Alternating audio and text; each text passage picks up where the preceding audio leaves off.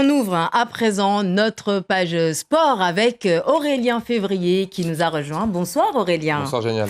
Alors on va commencer avec l'événement du week-end, à savoir les championnats de France de kickboxing dans l'Allier avec des athlètes de chez nous. Et avec une sacrée moisson de médailles donc pour les combattants mahorais. Écoutez ça, 5 en or, 5 en argent, 11 en bronze. Ça nous fait un total de 21 médailles. C'est tout simplement le meilleur bilan pour la Ligue mahoraise de kickboxing représentée ce week-end par 37 combattants de 9 à 40 ans issus de 7 clubs du département. Un bilan qui pourrait d'ailleurs grossir le week-end prochain avec cette fois les championnats de France dits low kick qui se dérouleront du côté de Goussainville en région parisienne. Lui aussi vise les championnats de France d'athlétisme et c'est Kamel Zoubert, le sprinter du RCM, puisqu'il poursuit lui sa préparation en vue donc des championnats de France en salle qui se dérouleront ce week-end à Miramas dans les Bouches-du-Rhône. Ce sera une première pour lui, on le voit là à l'image, il était sur la piste à Lyon ce samedi pour se jauger sur 200 mètres d'abord. Il remporte sa finale en 21 secondes 97 sur 60 également.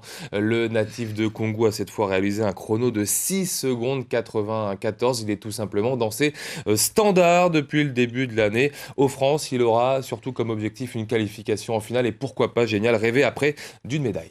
Alors justement Kamel Zoubert qu'on retrouvera aux Jeux des Îles en septembre prochain. Oui, puisque ça y est, on se prépare pour cette année marquée par les Jeux. Donc, d'autres disciplines le font également pour ce rendez-vous malgache. On pense aux basketteurs qui sont en ce moment dans la Grande Île. On pense également au rugby, puisque les sélections féminines et masculines travaillent leurs automatismes. Le comité, vous le voyez, a eu la bonne idée de créer une nouvelle compétition cette année, la Coupe des Provinces. Compétition à 4 ou à 3 équipes entre la sélection donc ainsi que différents secteurs géographiques. Sans compter les stages de préparation hors département qui attendent les sélections masculines et féminines dans cette année 2023. On écoute Eric Landman, le président du comité de rugby de Mayotte. Il est au micro de Zora Abdoukafé et de Fahar Housseni. Alors on a actuellement programmé 4 dates. Ensuite la sélection elle doit partir à Tours faire un tournoi. Et puis après en région parisienne aussi pour être prêt, on l'espère, au mois d'août pour les Jeux des Îles. Par rapport à notre niveau, nos objectifs, nos moyens aussi, notre vivier de joueurs, c'était pour nous la meilleure formule. On a identifié cette formule, ça leur permet de jouer tous les 15 jours et d'arriver à monter en puissance sur les meilleurs tournois en métropole à un mois de la compétition, au mois d'août. Donc après il y a des préparations sur des stages, mais là il n'y a pas d'opposition. On est convaincu que le meilleur format pour préparer nos équipes sur des tournois, c'est avoir des oppositions et faire du tournoi. Aujourd'hui, depuis 9h, les gars sont sur le terrain et les filles aussi. Et puis il y a un tournoi, un ordre de match. On compte les points, les pénalités, les belles actions. Et puis voilà, la compétition se déroule. Et sûrement qu'Eric Landman et sa famille rugby se sont retrouvés pour suivre ensemble la victoire du 15 de France hier face à l'Italie en ouverture du tournoi des Destinations. Victoire étriquée pour les Bleus, 29-24, grâce notamment à ce premier essai signé Thibaut Flamand. Prochain rendez-vous pour les Bleus, ce sera samedi face à l'Irlande, une rencontre à suivre en direct sur les chaînes de France Télévisions. Les Bleus qui joueront d'ailleurs la Coupe du Monde cette année en 2023, ce sera en septembre. Et sachez que le trophée Coupe du Monde sera ici à Mayotte les 20 et 21 mars prochains. Et en football, la Ligue mahoraise a organisé ce samedi 4 février une détection auprès de jeunes licenciés au stade de Cavani. Avec l'objectif de repérer les meilleurs joueurs dans cette catégorie d'âge, les U13, pour partir soit en pôle espoir de la Réunion pour les 2 meilleurs, soit pour intégrer le pôle d'excellence de Cavani. Reportage signé Ismaël Mohamed Ali, Fahar Housseni. Le plaisir de jouer, et rien de plus. Seulement observer comment de jeunes joueurs de 13 ans venus de tout Mayotte se déplacent sur le terrain, orientent le jeu instinctivement, réclament et partagent le ballon. Évaluer leur coefficient football, voilà l'objectif de cette première phase de détection organisée par la Ligue mahoraise de football. Nous avons 96 gamins qui sont là depuis 14 heures. Ils jouent. Nous, on laisse jouer librement. On regarde, il y a des observateurs qui sont un peu partout, y compris moi. On regarde et puis on regarde le meilleur profil pour les retenir.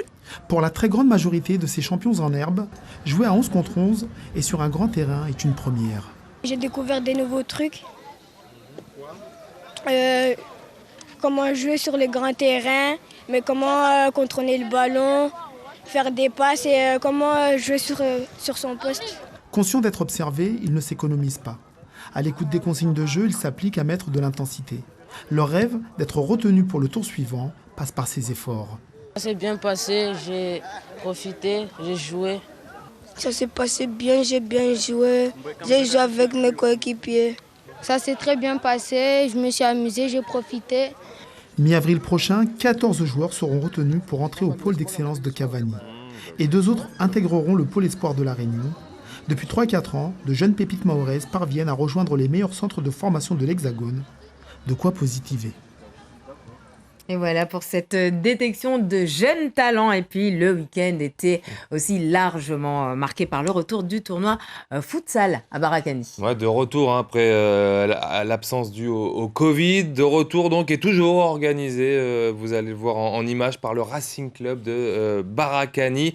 Alors il a attiré cette année 14 équipes, on avait même des équipes de la gendarmerie ou encore des pompiers toute la journée de ce dimanche. Donc, et en finale, vous le voyez en image, la Team Johnny s'est imposée 2-1 face à la Dream Team dans une ambiance toujours aussi conviviale à Barakani. On écoute justement Johnny Kadri, l'enfant du village, vainqueur du tournoi donc avec son équipe, ainsi que Somtu Angilani, le chargé d'organisation du tournoi futsal. Ils sont tous les deux au micro de Daniel Abdou. Moi, perso, je leur demanderais juste de croire en leur rêve. Moi, quand j'étais jeune, j'ai grandi dans le foot à travers des joueurs qui jouaient, les Deschamps, les Bonnet. J'ai séché parfois à l'école coranique pour aller les voir. Mais c'était vraiment un plaisir immense d'aller les regarder jouer. Aujourd'hui, je leur demanderais juste ça, de croire en leur rêve et ne laisser personne leur dire qu'ils ne peuvent pas y arriver. Tout est possible dans la vie. Que du positif. Et je pense qu'on a eu une journée tranquille, une journée ensoleillée, comme toujours à Barakani. Et donc, moi, je pense que les gens viennent chaque année parce que qu'il vente, qu'il pleuve, qu'il neige, les gens savent qu'ils passeront une bonne journée.